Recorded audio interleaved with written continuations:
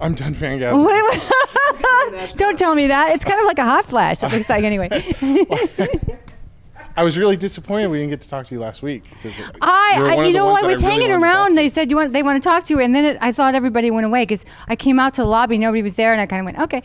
So I went home, but they said, oh, we missed you. I was like, dude, I was there. So I'm sorry. Well, so I apologize. You're in Kaleidoscope. I am. The Ray Bradbury play in Evening A of Sci-Fest. Yeah. Fascinating piece. So cool. So I think the writing of Kaleidoscope sets it apart. It's got that, there's a poetry to it. Do you know what I mean? Yeah, and that's what we all were saying last week. Okay, and there's this imagery, and that's just so Ray Bradbury, and it was written, 70 years ago in the 40s or something. So I love that we really didn't change anything. My character was a man written for a guy, because Ray could think about and imagine people living on Mars, being in space, but he couldn't kind of get his head around a female astronaut. That whole idea was ridiculous. So my character, I'm not sure who made the decision to cast me as Lespierre, but we don't change any of the words. So I talk about my wife and kids on Mars. Yeah, I caught that. I love that. Yeah. I love it's just thrown in. Yeah, actually, when I heard that, I thought, oh, that character must have been written for a man, because I don't think that would have been written that way back then. But it worked absolutely fine today. It did. It feels more contemporary, makes it, I think, available. Yeah, to the Brian audience. and I were talking about that play, and really the only thing that dates it now at this point, with the exception of changing your character to a female, is the word rocket ship. I know. I love jetpack too, though. I love that too. Yeah, I know. I love that. The thing I found fascinating about that play is that it's in space. It's about all these different people being separated after a catastrophe, but it's really all about how each one of them approaches death.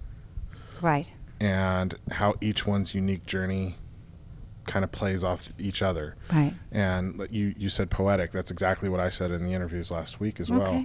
How did you approach your character in her emotional state as she was moving towards that moment? I was really just listening. I listened really hard. I listened to, and that's almost that's almost my catchphrase or not catchphrase, but my word, my cue word for this play is listening, because I've never been in a play where you don't look at each other when you have a conversation, and we can't look at each other because we're not in the same. Not in the same space. We're not in the same space. I was going to say that. So, So I'm listening like crazy. Plus, we're losing reception. Plus, we actually are wearing helmets, and it really is hard to hear each other. And when you're in a play and you learned words, to have words that you interject, like someone else is having a conversation over here, and then you go, oh yes, you have cues that you need to pick up. And I forget sometimes, because I'm listening so hard, that, I have words I need to say, so the next actor knows when to come in. So you listen really hard. And that's really what I did for Lespierre.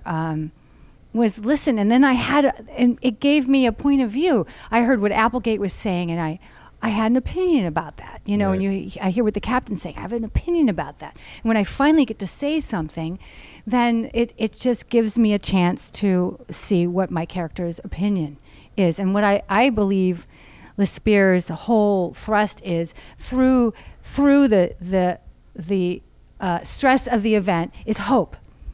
So even though I have my moments, like with Applegate, he sets me off, but on the other side of that is hope, and I don't disrespect him, and I still still try to come back to him and say, look what you've done.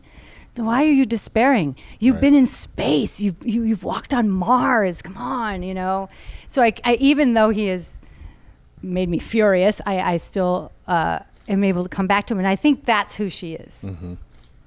She's hope. Nice.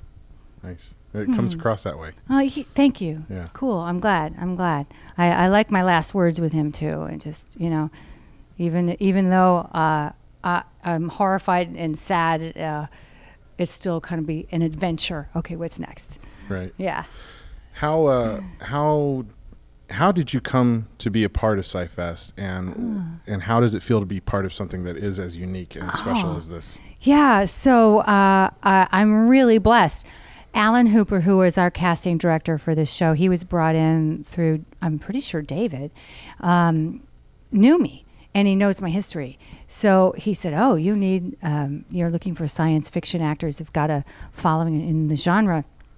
There's Patty Tallman, you know. So that's how I came to it. And thank God David said, yes, okay, let's cast her. They just offered me the part, and I was in a place in my life, in my career, that I just was saying yes. Okay, yes, I need to take these chances, and that was a chance that was offered, so I went yes. Well, thank you for saying yes. Yeah, well, thank you. I'm very grateful. When David was going through the list of names, because we had him on our podcast a couple weeks ago, you know, he mentioned Armin Shimmer and Tim Russ, of course, and yourself. And when he mentioned you, I was like, okay, I'm sold. Oh my gosh, thank you for saying that. I was a huge fan of Babylon 5. Thank you. And your character was one of my favorites. Thank you. I always looked forward to the episodes that you would be in, and it was an honor to get to see you play. Thank you so much. Play this part in Kaleidoscope. I was just talking to Joe today about his project with the Wachowskis, Sense8. So. Yeah, Babylon 5. We're still, you know, there's still this family of Babylon 5 actors, and yeah, I've been really blessed to be parts of lovely casts, and this is another one. So yeah, it's been great. This is really special, and I want to help David any way I can to make sure this happens every year. Yeah, because it needs to happen. That's right? what Brian and I feel. I think so, and it'll just grow from here. It's just going to get better. Yeah. So. Well, and I was saying to Tim, I hope that this inspires more playwrights to write sci-fi for the stage. Absolutely. Because it is a rare thing, and it shouldn't be. Right. You know, shouldn't be. Sci-fi is very well suited for the stage, as we're seeing in this festival. You know what I think the shift is, though, that science fiction has become more mainstream and acceptable and makes money now. Makes money is the big thing, right? So all of us geeks, we're now vindicated because we've been doing it. Now. We've been doing this for how long and reading it for how long? I don't even want to say. So the fact that now, you know, this is mainstream enough. Okay, good. Now we get to have our day. Yeah. That's fantastic. Yeah. What do you have coming up that people can look out for? I don't have anything coming up, really. No? I was just talking to Alan about that, our casting director. He said, "What's going on with you?" I am trying to completely reinvent myself. I'm in a really new phase. How I'm putting it is, over the past year, everything was wiped clean for me. So I have a clean slate. That's the positive side. Okay. And I'm not sure what I'm going to do with it. Well, I have some thoughts. Follow me online, because that's where it's all going to end up. Is, you know how we are. Huh? Yeah. I'm on Twitter at Patricia Tallman, patriciatallman.com, and I'm on Facebook. Great. So yeah, I believe I'm following you on Facebook. A lot of pinups and sexy stuff. Facebook continually kicks me off. So if you want to, I'm like, can I say blue things on this? You can edit this out. But it's like, what the f***? If you don't like what I post, just unfriend the page or whatever. Don't follow me. But what the f***? And I'm not breaking any rules. It's not like I post nudity. No. But you ended up in Facebook jail. Oh, constantly. Have ended up. I've created it. They invented a whole new cell for me. My fans are like, again, you know, it's ridiculous. We could post those pictures on Instagram and on Twitter. Well, I started a newsletter, and I said, you guys want to see my real sexy stuff? Then sign up for the newsletter, and you can. I'll put it at the bottom, so it doesn't offend anybody. Like, oh my God, a bunch of pussies. Jesus, it kills me. Kills me. Well, we will keep following you, and I'm going through the same sort of transition myself this year. That's part of why this network even exists. Oh, it was one of my new things to do.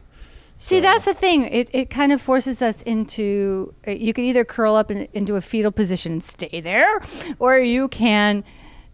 Okay, I did some of that. You know, I was in the fetal position for a couple months. Now I'm coming out of that, and I'm trying to. So it gives us a chance to invent and create and bring something new Yeah, it was to the world. terrifying.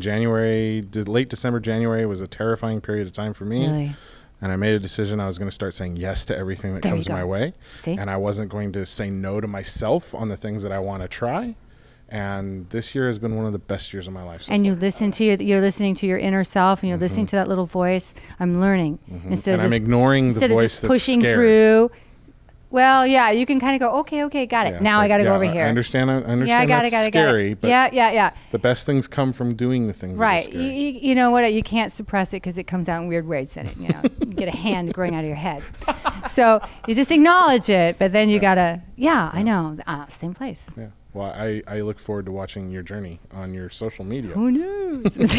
And then maybe we can have you on the podcast down. Yeah, I'd love we'll that. Do a full interview. Yeah. That'd be great. Totally love that. Cool. Okay. Thank you. Thank you.